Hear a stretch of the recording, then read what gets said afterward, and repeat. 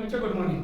आज हम कर रहे हैं क्लास 9 का फर्स्ट चैप्टर रियल नंबर्स। तो सबसे पहले आज हम इसमें नंबर कॉन्सेप्ट पूरा देखेंगे और उनका रिप्रेजेंटेशन देखेंगे। तो बिना देरी करे हुए शुरू करते हैं चैप्टर। आपने देखा होगा कि सबसे पहले हमारे जितने भी काउंटिंग नंबर्स होते हैं, ये हमारी नंबर लाइन है, ये है 0 1 2 3 4, ये कहां तक जाएंगे? इनफाइनाइट तक।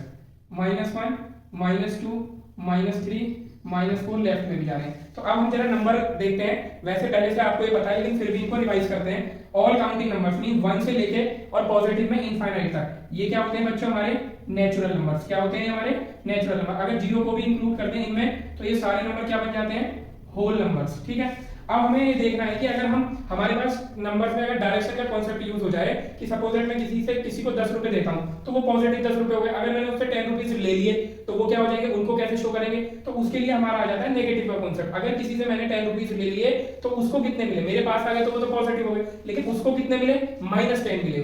उसको कितने मिले? -10 मिले। तो जब माइनस का कॉन्सेप्ट हो जाता है, तो ये माइनस के नंबर और प्लस के नंबर इंक्लूडिंग 0 जो होता है वो नाइदर पॉजिटिव नॉर नेगेटिव, ना ही हम उसको नेगेटिव लेते हैं ना ही पॉजिटिव लेते हैं। तो सारे नेगेटिव नंबर और पॉजिटिव नंबर इंक्लूडिंग 0, ये सारे मिलकर बच्चों बन जाते हैं, ऑल नंबर्स जितने भी हैं ये बन जाते हैं हमारे इंटीजर्स। और इन पे छोटी क्लास के कॉन्सेप्ट भी हम क्लियर कर लेते हैं कि ये देखो होल नंबर क्या है? सारे नंबर हैं। तो हम ये कहेंगे कि all natural numbers are whole number, क्योंकि सारे नेचुरल नंबर हमारे होल नंबर के अंदर इंक्लूड होते हैं। But vice versa is not possible, यानी इसका उल्टा पॉसिबल नहीं है। All whole numbers are not natural number, क्योंकि उसमें 0 इंक्लूड नहीं है। ऐसे ही हम इंटीजर को देख सकते हैं, all natural numbers are integer, क्योंकि ये सारे नंबर किसके अंदर आते हैं? हमारे इंटीजर्स के अंदर आते हैं। तो नेचुरल नंबर भी इंटीजर के अंदर होंगे। लेकिन अगर हम ये बोले कि all integers are natural number, तो ये देखो माइनस के नंबर और 0 नंबर हमारे नेचुरल नंबर में नहीं आते। तो ये रिलेशंस भी हमें पता होना चाहिए। अब आ जाते हैं इसके बाद। इसमें हम देख रहे हैं ज्यादातर हमारे पास कंप्लीट नंबर, यानी सारे नंबर हमारे कंप्लीट है, वेदर दे आर पॉजिटिव और नेगेटिव। तो हम इसमें क्या करेंगे? सपोज दैट मेरा फ्रैक्शन में नंबर आ जाता है, तो जो फ्रैक्शन होता है वो क्या होता है? हमारा a/b टाइप का, और a और b हमारे क्या होंगे? पॉजिटिव नंबर, यानी ये हमारे नेचुरल नंबर होंगे। तो ये हमारा हो जाता है फ्रैक्शन, लाइक 2/3 4/5 7/6। इस टाइप के नंबर जो होते हैं हमारे, वो क्या होते हैं? हमारे फ्रैक्शंस होते हैं। तो फ्रैक्शन के बाद आ जाता है, अगला आ जाता है हमारा रेशनल नंबर। तो रेशनल नंबर हमारे किस टाइप के नंबर होते हैं? रेशनल नंबर भी हमारे a/b टाइप के होते हैं, लेकिन a और b हमारे इसमें इंटीजर होते हैं। a और b हमारे इस टाइप क्या होंगे? इंटीजर होंगे। और ध्यान ये रहे, दोनों में ही जो नीचे वाला नंबर होता है वो 0 नहीं होता, क्योंकि अगर नीचे वाला नंबर 0 हो जाता है तो वो इनफाइनाइट हो जाते हैं, यानी नॉट डिफाइंड हो जाते हैं। तो ये b हमारा 0 नहीं होगा। तो रेशनल नंबर अगर माइनस का फ्रैक्शन आ जाए या प्लस में भी हो, तो रेशनल नंबर जो होते हैं हमारे वो फ्रैक्शन को भी इंक्लूड करते हैं, बट वो माइनस का फ्रैक्शन भी होता है उनके अंदर। तो ये हो जाते हैं हमारे रेशनल नंबर। रेशनल नंबर के बाद आ जाते हैं हमारे, जब हम रेशनल नंबर को हम डिवाइड करते हैं, रेशनल नंबर हमारे a/b टाइप के होते हैं। अब दूसरी बात, आप अगर ये देखो कि ये जितने भी नंबर होते हैं, इंटीजर, होल नंबर और नेचुरल नंबर, ये सारे रेशनल नंबर भी होते हैं। क्यों? क्योंकि इनके नीचे हम सबके नीचे क्या लगा सकते हैं? 1 लगा सकते हैं। तो ये a/b टाइप के बन गए। तो ये सारे नंबर रेशनल नंबर होते हैं, यानी all integers are rational number, ये करेक्ट है। अगर हम ये बोले all rational number are integer, तो ये करेक्ट नहीं है, क्योंकि जो फ्रैक्शन वाले नंबर होते हैं वो रेशनल नंबर होते हैं, बट वो इंटीजर नहीं होते।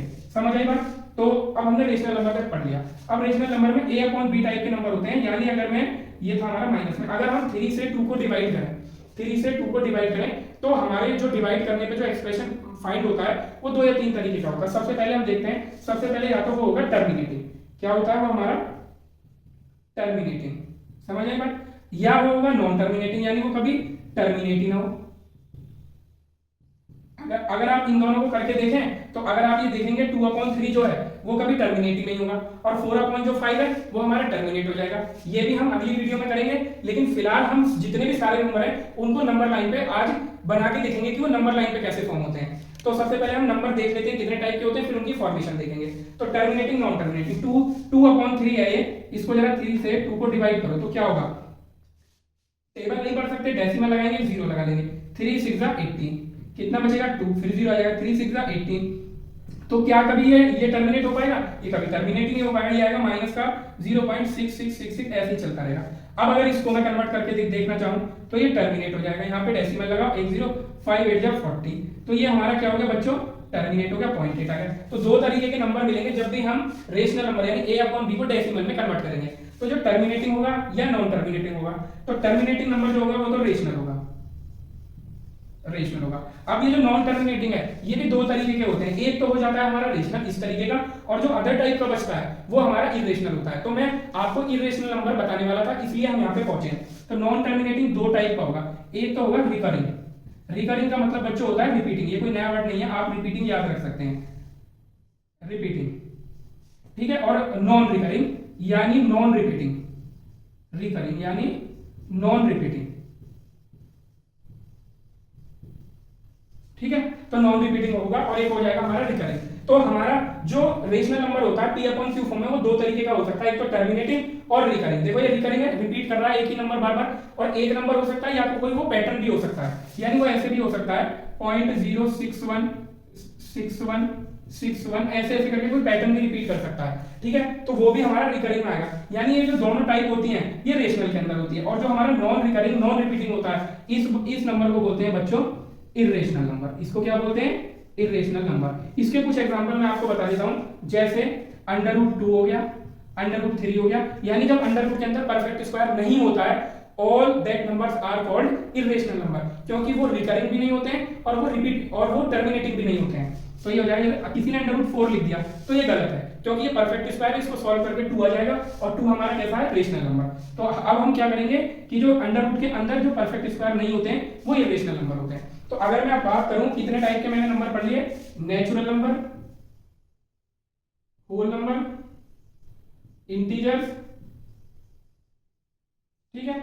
उसके बाद फ्रैक्शन, फ्रैक्शन के बाद रेशनल नंबर, और रेशनल के बाद हमने पढ़ा नॉन टर्मिनेटिंग और नॉन रिपीटिंग जो होगा वो हमारा क्या होगा? हमारा इरेशनल नंबर होगा, ठीक है। तो ये हमारा नॉन टर्मिनेटिंग था। नॉन टर्मिनेटिंग में दो तरीके के आते हैं, रिकरिंग, ये रिकरिंग वाला जो होता है वो इसी का पार्ट होता है, रेशनल नंबर ही होता है। लेकिन जो नॉन टर्मिनेटिंग में आता है तो उसको बोलते हैं non terminating non repeating number जो होता है वो हमारा इरेशनल नंबर होता है। यहाँ पे आ गया इंटीजर, इंटीजर के बाद फ्रैक्शन, फ्रैक्शन के बाद रेशनल नंबर, और रेशनल नंबर के बाद हमारा आ जाएगा इरेशनल नंबर।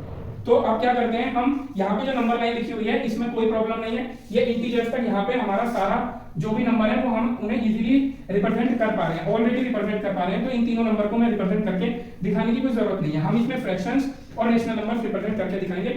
आप जल्दी से देख लो, नेचुरल नंबर हमारे नंबर लाइन पे क्लियरली आ रहे हैं, 1 2 3 4 all these numbers are called natural number, ये नंबर लाइन पे इजीली डिनोट हो रहे हैं। होल नंबर 0 इंक्लूड कर दिया, ये सारे होल नंबर है, ये भी नंबर लाइन पे इजीली दिख रहे हैं। इंटीजर्स, इंटीजर्स भी दिख रहे हैं। अब आ जाती है बात फ्रैक्शंस की, तो फ्रैक्शन को कैसे रिप्रेजेंट करते हैं अब उसको नंबर लाइन पे हम देखते हैं। तो सबसे पहले हम फ्रैक्शन हमारे दो टाइप के होते हैं, प्रॉपर और इम्प्रॉपर, उसी टाइप के फ्रैक्शंस होते हैं, उसी में सारे कवर हो जाते हैं। तो सबसे पहले आ जाते हैं फ्रैक्शन, दोनों टाइप का एक एक एग्जांपल ले लेते हैं। ये हो गया हमारा फ्रैक्शंस को रिप्रेजेंट कर रहे हैं नंबर लाइन पे। एक फ्रैक्शन ले लेता हूं मैं 4/7, और दूसरा ले लेता हूं इसी का उल्टा लेकिन नेगेटिव में 7/4।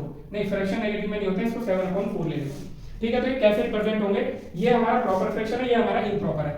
अब इन दोनों को जरा हम रिप्रेजेंट करते हैं नंबर लाइन पे। ये नंबर लाइन है मेरे पास, ये 0 है, ये 1 है, ये 2 है, और ऐसे ही इनफाइनाइट तक नंबर जा रहे हैं। ये हो गया हमारा -1, और ये हो गया हमारा -2, और ऐसे ही इनफाइनाइट तक हमारे पास नंबर जा रहे हैं, ठीक है। तो अब 4/7 है, 4/7 का मतलब क्या है आप बहुत अच्छे से जानते हो। 4/7 का मतलब ये है कि मेरे पास एक चॉकलेट है, ये इसमें क्या है, टोटल इसके 7 पार्ट है, और मुझे कितने पार्ट लेने हैं? 4। तो हम क्या करेंगे, इसके 7 पार्ट करेंगे। तो यहाँ पे रिप्रेजेंट ना करके डायरेक्टली यहाँ पे कर लेते हैं। ये 0 से 1 तक मेरे पास एक चॉकलेट है, यानी 1 है, इसके हमें 7 पार्ट करने हैं। तो 1 2 3 4 5 6 पार्ट कितने हो गए? 7। 1 2 3 4 5 6 7 पार्ट हो गए। हमें इसमें से कितने कवर करने हैं? 4। 1 2 3 4, यानी ये जो मार्क है ये 4/7 को रिप्रेजेंट करेगा। ये आता है समझ में, ये 4/7 को रिप्रेजेंट करेगा, यानी यहाँ से यहाँ तक का जो पार्ट है, ये जो पार्ट हुआ 0 से यहाँ तक, ये 4/7 है। तो फ्रैक्शन को हम ऐसे रिप्रेजेंट करते हैं। बात आती है इम्प्रॉपर फ्रैक्शन को। तो सबसे पहले आपको इसे मिक्स में कन्वर्ट करना है। तो जब हम मिक्स में कन्वर्ट करेंगे तो क्या हो जाएगा, ये जरा इसको कन्वर्ट करके बताओ। 4 से 7 को डिवाइड करेंगे, 4 × 4 कितना बचेगा? 3/4। ये आ गया 1/3/4। यानी इस वाले फ्रैक्शन में हमारे पास क्या है कि एक कोई भी चीज है वो मेरे पास कंप्लीट है। तो 0 से 1 तक वो चीज मेरे पास है कंप्लीट। अब कितना बचा? 3/4। 1 से फालतू भी है मेरे पास। 7/4 में क्या है, एक चीज तो पूरी कंप्लीट है मेरे पास, और 1 से फालतू भी है। तो 1 तक तो यहाँ पे आ गए। अब मुझे 3/4 और रिप्रेजेंट करना है। तो 3/4 के लिए आगे वाली चीज को यूज करेंगे, यानी 3/4 में नीचे वाला जो होता है वो टोटल पार्ट होते हैं। तो नीचे वाले में टोटल पार्ट 4 कर लेंगे। 1 2 3 पार्ट कितने हो गए? 4। 1 2 3 4। अच्छा, इस लाइन को बड़ा बना लो ताकि पता चल जाए यहाँ तक 1 था, यहाँ तक कितना है हमारे पास? मेरे पास 2 है। तो पार्ट कितने हो गए 1 और 2 के बीच में? 4। 1 2 3 4। और मुझे कितने पार्ट लेने हैं? 3 पार्ट लेने हैं। तो ये अब मैंने 3 पार्ट लिए 1 2 3, यानी ये जो है ये रिप्रेजेंट करेगा 1 होल 3/4 को, और कहां से कहां तक, 0 से और यहां तक, यानी 0 से यहां तक ये जो पॉइंट है ये 7/4 को रिप्रेजेंट करेगा। ठीक है, यही काम हम रेशनल नंबर में करते हैं, क्योंकि रेशनल नंबर में P/Q टाइप का होता है, यानी A/B टाइप का होता है, लेकिन उसमें बस एक चीज हो जाती है कि उसमें नेगेटिव में भी नंबर आ जाते हैं, उसमें नेगेटिव में भी नंबर आ जाते हैं। तो एक नेगेटिव का नंबर लेके हम रिप्रेजेंट करके देखते हैं। तो जो जो पार्ट हमने रिप्रेजेंट कर दिया उन्हें हम इरेज कर देते हैं, और उसके बाद हम अब रेशनल नंबर को देखेंगे। तो रेशनल नंबर में मैं नेगेटिव का एक नंबर ले लेता हूं, यहाँ पे रेशनल नंबर रिप्रेजेंट करने के लिए ले लेते हैं 13/5, वो भी नेगेटिव में, ये ले लेते हैं 13/5। अब जरा इसको वही जो फ्रैक्शन में यूज करा था इसको हम मिक्स में कन्वर्ट करते हैं। तो 5 2 10 बचेगा 3/5, मिक्स में कन्वर्ट कर लिया, यानी इसका मतलब है -2 -3/5। ठीक है, तो यानी इसमें भी हमें यही करना है, 2 से ज्यादा जाना है तो हम अपनी नंबर लाइन को इंक्रीज कर लेते हैं। ये हो गया हमारे पास -3। ठीक है, तो यानी कोई भी चीज मेरे पास जो 2 है वो मेरे पास कंप्लीट है, वो भी माइनस में, तो 1 एंड 2 ये दो चीज मेरे पास कंप्लीट हो गई। ठीक है, अब जो थर्ड चीज है वो मेरे पास कंप्लीट नहीं है, उसका एक फ्रैक्शन है मेरे पास, वो फ्रैक्शन है 3/5, लेकिन वो नेगेटिव का है तो मुझे इधर ही करना पड़ेगा, यानी टोटल पार्ट मुझे उसके कितने करने हैं 5। तो 5 पार्ट करो, 1 2 3 और 4 पार्ट कितने हो जाएंगे 5। ये हमारा 3 है और ये बड़ा मार्क हमारा 2 है। पार्ट कितने हो गए, काउंट करो 1 2 3 4 5।